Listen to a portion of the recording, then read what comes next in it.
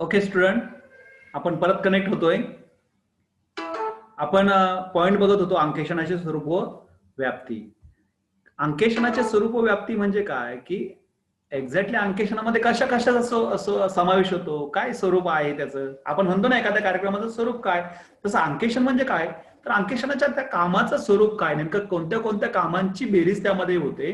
व व्याप्ती, व्याप्ती म्हणजेच काय, कामाची कक्षा, कुठले कुठले कामं त्या ठिकाणी होतात, तर हे आपण त्या ठिकाणी अभ्यासत होतो. त्यामध्ये अंकेशन म्हणजे काय,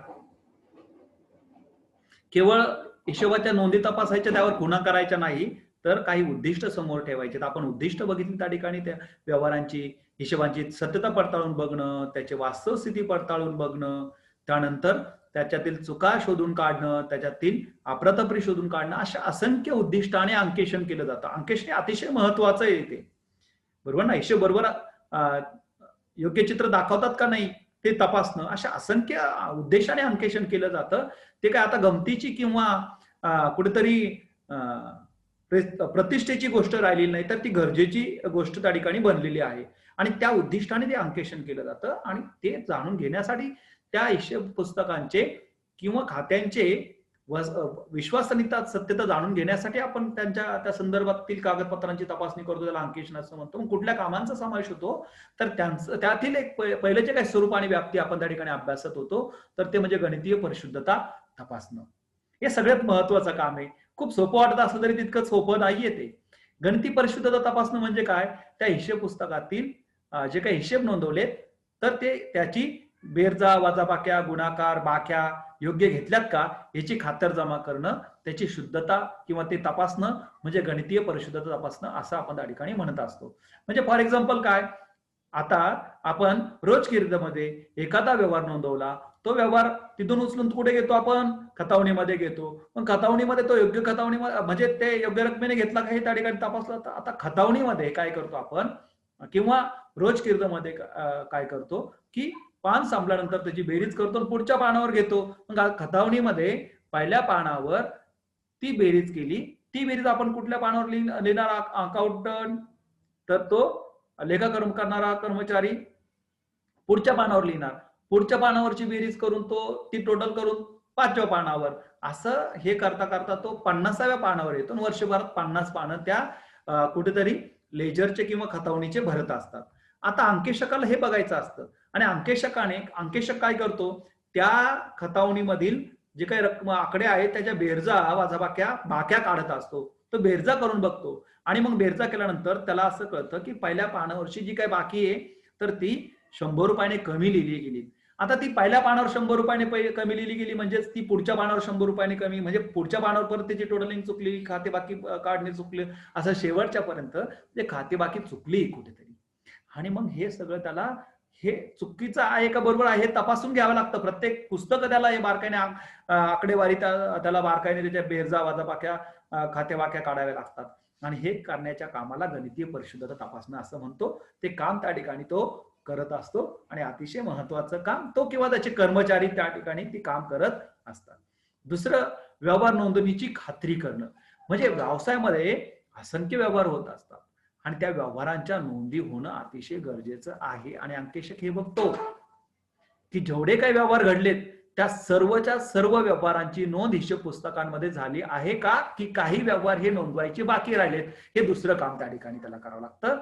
हे अंकेशनाचं दुसरं काम, की सर्वच व्यवहारांची नोंद झाली आहे किंवा नाही, हे तो त्या ठिकाणी तपासून काढण्याचं काम करत असतो, किंवा ते बघण्याचं काम तो त्या ठिकाणी करत असतो. म्हणजेच त्या ठिकाणी हे बघतो तो की आता आता आणखीन एका, जे काही ज्या का पावत्या आहेत त्या नोंदवल्यात का रोजकिर्दमध्ये नोंदवलेले सर्व व्यवहार हे त्या त्या खात्यामध्ये नोंदवलेत का, खतावणीमध्ये नोंदवलेत का, हे देखील त्या ठिकाणी तो बघत असतो. म्हणजेच काय, सर्वच व्यवहार त्या ठिकाणी आर्थिक व्यवहार हे योग्य प्रकारे नोंदवले आहेत का, हे तपासण्याचं काम तो करत असतो. तिसरं काम, योग्य खात्यात खतावणी केल्याची खात्री.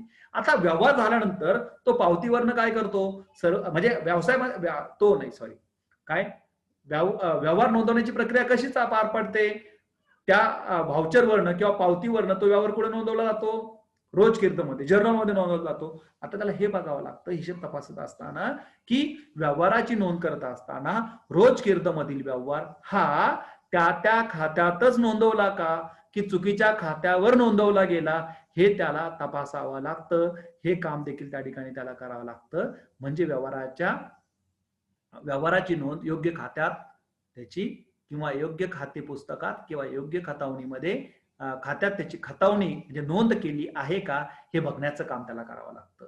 त्याच्यानंतर पुढचं काम त्याला करावं लागतं ते म्हणजे कीर्द व खतावणीतील बेरजा वजाबाक्या शिल्लक तपासणं.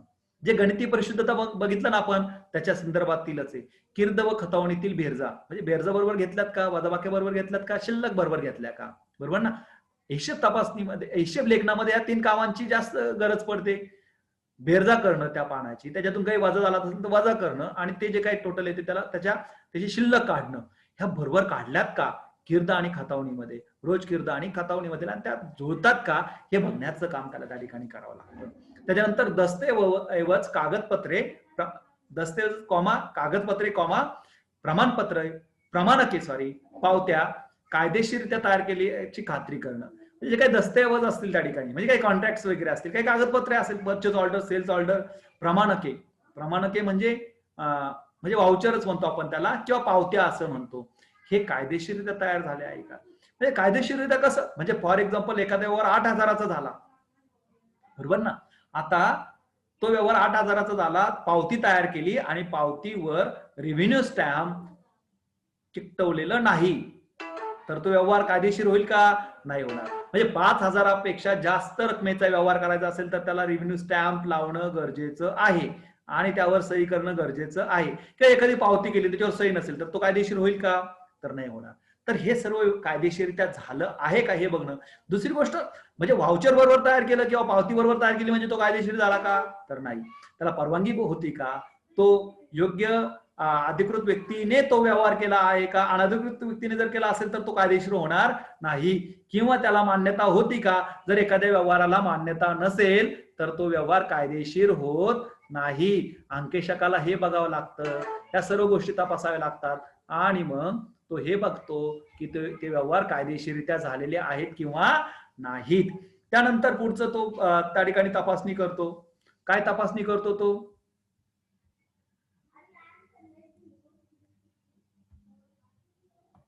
तेरीस पत्रक तपासणी. बघा तेरीस पत्रकाकडे आलो आपण. आता काय झालं, पावती परीक्षण झालं, म्हणजे पावत्या बघितल्यात, त्याच्यानंतर रोज कीर्द बघितली, नंतर खतावणी बघितली.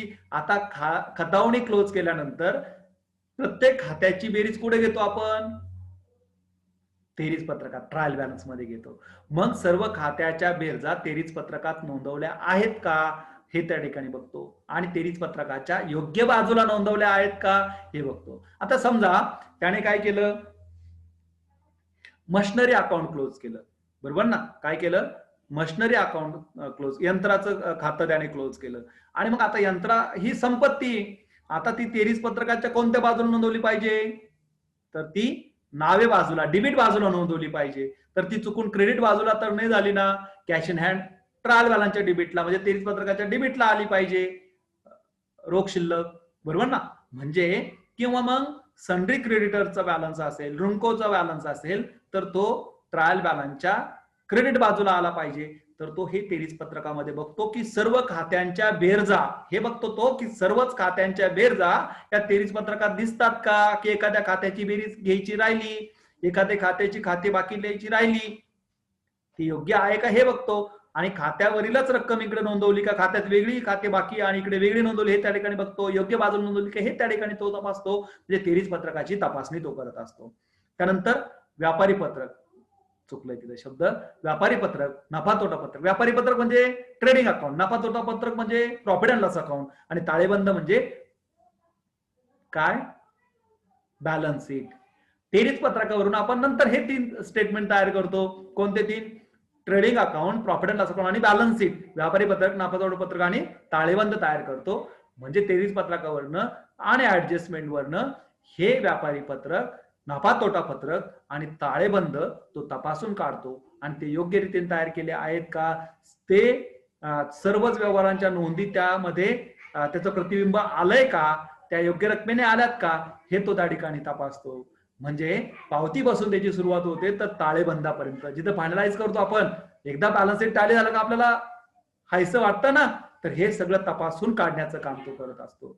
म्हणजे बघा काय होतं, तुमचा एखादा प्रॉब्लेम तुम्ही सोडवता आणि तो टॅली होत नाही, तुमचं अकाउंटंटचं काम संपलेलं असतं, तुमचं अकाउंटंटचं काम संपलेलं असतं आणि मग तुम्ही दुसऱ्या भूमिकेत जाता, तुम्हीच जाता ऑडिटरच्या भूमिकेत, बरोबर, इंटरनल ऑडिटर बनता तुम्ही, अंकेशकाच्या भूमिकेत जातात आणि तुम्ही परत सगळ्या बेरजा वजाबाक्या बरोबर आहेत का, बरोबर एक बाजूला नोंदवलं का, योग्य रकमेने नोंदवलं का, ऍडजस्टमेंट घेतल्या का, काही राहिलं तर नाही ना, दुसरं इफेक्ट तर राहिला नाही ना, सगळं तपासून काढतात आणि नंतर कळतं आणि ते सगळं बघता तुम्ही आणि काहीतरी राहिलेलं असतं ते नोंदवता आणि तुमचा प्रॉब्लेम टॅली होतो. तुम्ही ऑडिटरच्या भूमिकेत गेलेला असतात. तुमचे टीचर तुमचा जो प्रॉब्लेम अकाउंटचा तपासतात, तुमचे परीक्षक जो प्रॉब्लेम तपासतात ते ऑडिटरच्या भूमिकेत असतात आणि तुम्ही अकाउंटंटच्या भूमिकेत असतात. ही सगळे कामं त्याला तपासून काढावी लागतात. म्हणजे तो त्यामधला तज्ज्ञ असायला पाहिजे बरं का. अकाउंटंट पेक्षा ऑडिटर हा तज्ज्ञ असायला पाहिजे. म्हणून अकाउंटंट हा पात्रता धारक नसला तरी चालतो, त्याला ज्ञान आहे नोंदवण्याचं तर तो करू शकतो, पण ऑडिटर हा सीएच असला पाहिजे. असा 8 तास नाही तर कायद्याने बंधनकारक आहे कंपनीच्या बाबतीमध्ये, म्हणजे तो तज्ज्ञ असला पाहिजे. त्याच्यानंतर पुढचं ताळेबंदातील देयता झालं तिथे, देयता व मालमत्ता, बरोबर ना. देयता म्हणजे काय, लायबिलिटीज, व मालमत्ता आणि जिंदगी, असेट्स आणि प्रॉपर्टी यांचे सत्यापन व मूल्यांकन करणे. बघा अंकेशनामध्ये 3 बाबी महत्वाच्या आहेत. एक म्हणजे त्या ठिकाणी प्रमाणन करणं. काय प्रमाणन म्हणजे पावती परीक्षण करणं, म्हणजे व्यवहारांच्या नोंदी झाल्या आहेत का, म्हणजे पावतीपासून तर ताळेबंदापर्यंत तपासल्या वरची जी काही प्रक्रिया आहे त्याला आपण प्रमाणन असं म्हणतो, पावती परीक्षण असं म्हणतो. लक्षात आलं. आता म्हणजे त्याला ते व्हाउचिंग असं म्हणतात त्याला. आता त्याच्या पुढच्या आणखीन 2 महत्वाच्या बाबी येतात, सत्यापन आणि मूल्यांकन. सत्यापन म्हणजे तो व्यवहार सत्यात घडला आहेत का. म्हणजे फॉर एक्झाम्पल काय, की एखादा त्या हिशेबाच्या पावत्यांमध्ये एक पावती आहे की एक फॅन खरेदी केला त्याची पावती, मग अंकेशकाने त्या पावतीवरनं तो नोंदवला आणि बॅलन्स शीट मध्ये पण त्याचं रेकॉर्ड झालं, म्हणजे ते झालं का, तर नाही. अंकेशक त्याचं खात्री करून घेतो की तो व्यवहार सत्यात घडला आहे की नाही. म्हणजे तो स्वतः जाऊन तो फॅन बघतो आणि फॅन आहे म्हणजे सत्य आहे, तो व्यवहार घडलाय का, न खरेदी केलेल्या फॅनची नोंद केली. जसं अनाजपुरेच्या त्या मूवीज मध्ये मी त्या दिवशी एक्झाम्पल दिलं तुम्हाला, विहीर चोरीला गेली म्हणजे काय, ज्या सरकारी खात्याचा जो काही अनागोंदी कारभार आहे की त्याला त्याची विहीर न बांधता त्याची सँक्शन झाली, ते पैसे त्याला काही आलेत, काही सरकारी कर्मचाऱ्यांनी खाल्ले असतील, पण ती विहीर खोदलीच नाही आणि रेकॉर्डला मात्र 7/12 त्या शेतामध्ये विहीर होती आणि तो पोलीस स्टेशन मध्ये नोंद करतो की विहीर चोरीला गेली, आणि हा सर्व अंकेशनामधलाच भाग त्या ठिकाणी येतो आणि मग त्या विहिरीचा शोध घ्यायचा. हे सगळं प्रकार त्या ठिकाणी होतं. म्हणजे प्रत्यक्षात जाऊन बघणं की त्याचं सत्यापन करणं असं आपण त्या ठिकाणी म्हणतो, सत्यात ते व्यवहार घडलेला आहे किंवा नाही. आणि मूल्यांकन करणं, आता तो फॅन तिथे नोंदवला, तो 1,500 रुपयाने नोंदवला, बरोबर, त्याची किंमत 1,500 हे तुमची खात्री पटली, पण तो फॅन 15,000 रुपये त्याची किंमत नोंदवली, तर तुम्ही हसाल, कारण त्याचं मूल्य चुकीच्या पद्धतीने. अंकेशकाला मूल्यांकनाचं काम देखील करावं लागतं. योग्य किमतीने, योग्य मूल्याने तो व्यवहार नोंदवला का हे त्या ठिकाणी बघत असतो. आता समजा केमिकलचं मूल्यांकन आहे. आता केमिकल ते काय आहे नेमकं, त्याची कॉस्ट काय आहे, त्याला तो काय केमिस्ट नाहीये, पण तो अशा वेळेस केमिस्टचा तज्ञ सल्ला घेऊ शकतो, पण अंतिम जबाबदारी त्याचीच असते. समजा त्या संपत्तीमध्ये सोनं आहे, आता तो काय, त्याला सोनं एक दगड आहे की लोखंड हे काही त्याला कळत नाही, तो त्यातला तज्ञ नाही, त्याचं व्हॅल्युएशन तो करू शकत नाही मूल्यांकन, पण तो त्यातील तज्ञ व्यक्तीचा सल्ला घेऊन ते बरोबर आहे की नाही हे बघतो, पण हे त्याचं काम आहे, तर ते मूल्यांकन करावं लागतं. त्या कामाचा देखील त्यामध्ये समावेश होतो. शंकास्पद व्यवहार खात्री पटेपर्यंत तपासणी करणे. आता व्यवहार तो तपासत चालतो, काही वाटलं नाही तर ते बरोबर आहे, पण एखाद्या व्यवहार त्याला संशयास्पद वाटला, कुठेतरी खाडाखोड वाटली, कुठेतरी जास्त रकमेने, कुठेतरी त्याला असं वाटतं की हा व्यवहार झालेला नसावा, तर त्याने त्याचा मात्र पिच्छा पुरवावा. तो व्यवहार त्याने म्हणजे त्याची डेप्थ पण असावी, पण फक्त विड्थ तपासू नये, फक्त व्यवहारांची संख्या तपासत जाऊ नये, तर त्याची डेप्थ पण जर गरजेची असेल तर तपासावी.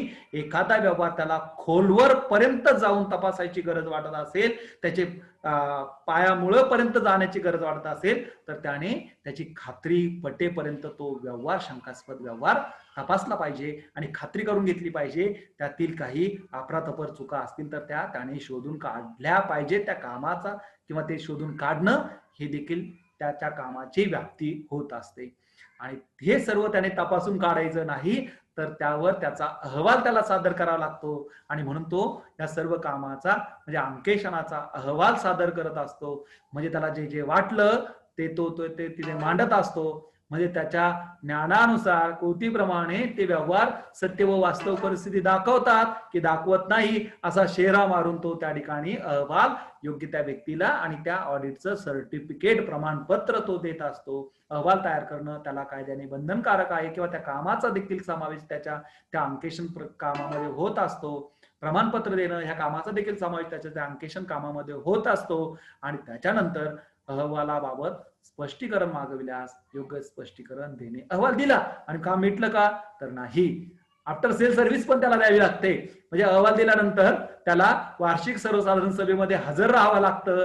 आणि जर त्या हिशोबासंदर्भात कोणी जर काही क्वेश्चन रेज केला, काही जर तक्रार केली, काही अडचण जर व्यक्त केली तर त्या अडचणीवर मत त्याला द्यावं लागतं. किंवा मग भविष्यात कोर्टाने जरी स्पष्टीकरण मागवलं असेल किंवा त्या कंपनीने स्पष्टीकरण मागवलं असेल, एखाद्या स्टेक होल्डरने त्या ठिकाणी कायदेशीररित्या स्पष्टीकरण मागवलं असेल तर त्याला ते स्पष्टीकरण द्यावं लागतं की मी जे काम केलं ते असं आहे आणि ते ह्या पद्धतीने ते हिशेब दाखवतात ते बरोबर आहेत. ह्या सर्व कामांची बेरीज त्या ठिकाणी होते. ह्या सगळ्या कामांची बेरीज केली की त्याला अंकेशन असं म्हणायचं, त्याला ऑडिटिंग असं म्हणायचं, त्याला अंकेशन असं म्हणायचं. लक्षात येतंय? ओके. तर हे झालं त्याचं स्वरूप व व्याप्ती. आणि याच्यानंतर एक शेवटचा मुद्दा आपण आज कव्हर करतो आहोत तो म्हणजे एक 4 कन्सेप्ट आहे आणि त्यातला भेद आपल्याला त्या ठिकाणी बघायचा. यामध्ये पुस्तपालन म्हणजे बुक किपिंग, लेखाकर्म म्हणजे अकाउंटिंग जमा खर्च असं देखील त्याला म्हणतो, अंकेशन म्हणजे ऑडिटिंग आणि अनुसंधान किंवा अन्वेषण म्हणजे इन्व्हेस्टिगेशन. ह्या इंटर रिलेटेड कन्सेप्ट आहेत. त्याचा अर्थ आपल्याला त्या ठिकाणी बघायचा. मग आता पुस्तपालन म्हणजे काय नेमकं? पुस्तपालन बुक किपिंग अँड अकाउंटिंग असं तुमचं 12वीच्या पुस्तकाचं टायटल होतं. आता त्या पावत्यांवरून जे हिशेब पावत्यांवरचे जे काही आर्थिक व्यवहार असतील ते व्यवहार हिशेबांच्या पुस्तकात नोंदी करण्याचं काम जो करतो किंवा लेखी नोंदी करण्याचं जे काम चालतं त्या कामाला पुस्तपालन असं म्हणतात. आणि तो जे काम करतो त्याला बुक किपर असं म्हणतो आपण. म्हणजे तो नोंदी करत असतो फक्त. म्हणजे तो काय करतो रोजकिर्दमध्ये नोंदवतो, खतावणीमध्ये करत असतो. त्याच्या बेरजावाक्या करण्याचं काम तो त्या ठिकाणी करत असतो. फार काही त्या ठिकाणी तांत्रिक काम तो करत नसतो. पण हे करत असताना तो निश्चित तत्वांच्या आधारे हे सर्व काम करत असतो. आणि हे काम मात्र त्याचं यांत्रिक स्वरूपात असतं. फक्त नोंदी करण्याचं काम तो त्या ठिकाणी करत असतो. आणि मग हे जे काही खाते पुस्तकात त्याला नोंदी करताना मात्र त्या बिनचूक होईल हे काम त्याला करावं लागतं. ह्या कामाला पुस्तपालन असं म्हणतात. आता पुस्तपालनाचं काम जिथे संपतं तिथे काय होतं? लेखाकर्माचं काम त्या ठिकाणी होत असतं. लेखाकर्म म्हणजे अकाउंटिंग. म्हणजे जिथे तो त्या नोंदी करतो पावत्यांवरनं, रोजकिर्दीवरनं किंवा खतावणीमध्ये थोड्याफार प्रमाणात काम करत असतो तो. आता ह्या खतावणीवरनं किंवा त्या खात्यांच्या बाक्यावरनं बेरीज पत्रक तयार करणं, नफा तोटा पत्रक तयार करणं, ताळेबंद तयार करणं म्हणजे फायनलायझेशन करणं. म्हणजे जे स्किलफुल वर्क त्या ठिकाणी होतं जिथं पुस्तपालन संपतं व पुढचं हिशोबाचं काम पुढे जातं त्या कामाला कुठेतरी लेखाकर्म असं म्हणता येईल.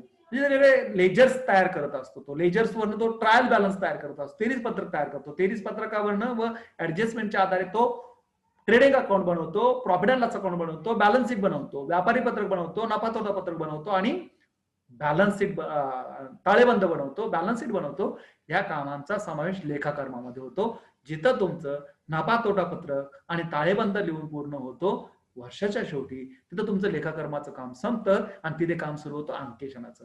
आता हे सर्व बुक किपिंग आणि अकाउंटिंग मध्ये जे काय काम केलंय, जे व्यवहार नोंदवले, जे हिशेब नोंदवलेत, हिशेबांच्या पुस्तकामध्ये आणि आर्थिक लेखांमध्ये ज्या नोंदी केल्यात त्या बरोबर आहेत का, बिनचूकपणे आहेत का, हे तपासून पाहण्याच्या कार्याला अंकेशन असं म्हणतो आपण. काय म्हणतो? त्या तपासून पाहण्याच्या कार्याला अंकेशन असं म्हणतो. म्हणजे त्याला ऑडिटिंग असं म्हणतो. ऑडिटिंग हे प्रत्येक वर्षी एका विशिष्ट कालावधीनंतर केले जाते. आणि त्याचा उद्देश हा हिशेबातील सत्यता व वास्तव स्थिती पडताळून पाहणं, त्याचबरोबर त्यातील चुका व अफरातफरी शोधून काढणं हा असतो. ह्या उद्देशाने एका विशिष्ट टाइम नंतर, एका विशिष्ट कालावधीनंतर जे दैनंदिनरित्या व्यवसाय संस्थेचे हिशोब तपासून काढण्याच्या प्रक्रियेला अंकेशन असं म्हटलं जातं. हे झालं पुस्तपालन, लेखाकर्म आणि अंकेशन. आता अनुसंधान किंवा अन्वेषण म्हणजे काय, इन्व्हेस्टिगेशन म्हणजे काय? इन्व्हेस्टिगेशन म्हणजे काय, आता जे सर्वच व्यवहार दरवर्षी तपासून काढले जातात त्याला आपण अंकेशन असं म्हणतो, त्याला काही अनुसंधान किंवा इन्व्हेस्टिगेशन असं म्हणत नाही. बऱ्याच वेळेस बघा, आपण राजकारणामध्ये नाही पडणार आहोत, पण एखाद्या राजकीय व्यक्तीवर आरोप होतो आणि मग त्याने काहीतरी गैरव्यवहार केला किंवा एखाद्या अधिकाऱ्यावर, शासकीय अधिकाऱ्यावर गैरव्यवहार केला तर ठपका ठेवला जातो आणि मग त्याचे सर्व व्यवहार त्यावेळेस तपासून काढले जातात. म्हणजे ठपका ठेवल्यानंतर, म्हणजे शंका निर्माण झाल्यानंतर, संशय व्यक्त झाल्यानंतर आणि सगळ्याच व्यवहारांची नाही तर त्या विशिष्ट व्यवहारांची अतिशय सखोलरित्या तपासणी केली जाते. त्यावेळेस त्या कन्सेप्टला अनुसंधान असं म्हणतात. म्हणजे इथे मिड बेस आहे, आरोप झाला, बरोबर ना, आरोप झाला, शंका उत्पन्न झाली, त्यावेळेस ते व्यवहार तपासून काढले जातात, त्यावेळेस त्याला अनुसंधान असं आपण म्हणतो. म्हणजे अनुसंधान किंवा अन्वेषण म्हणजे काय, एखादा संशयास्पद व्यवहार जर त्या ठिकाणी आढळून आला असेल तर त्याला अतिशय काय म्हणतो आपण, स्पेशल व्यक्तीची, स्पेशल कमिटीची नियुक्ती करून तो व्यवहार अतिशय सखोलपणे तपासून त्यातील चुका, अफरातफरी, लबाडी शोधून काढण्याच्या प्रक्रियेला अनुसंधान असं म्हणतात. अंकेशनामध्ये काय असते, विडत असते. सगळे व्यवहार तपासून काढले जातात. प्रत्येक व्यवहार हा सखोलपणे तपासला जाईल खात्री नसते.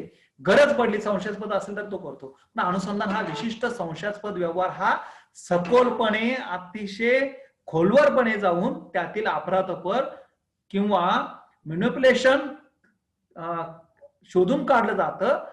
त्या प्रक्रियेला अनुसंधान किंवा अन्वेषण किंवा त्याला इंग्लिशमध्ये आपण इन्व्हेस्टिगेशन असं म्हणत असतो. सो ह्या 4 टर्मिनॉलॉजी मला तुम्हाला या ठिकाणी एक्सप्लेन करायच्या होत्या, तर त्या एक्सप्लेन केल्यात. आज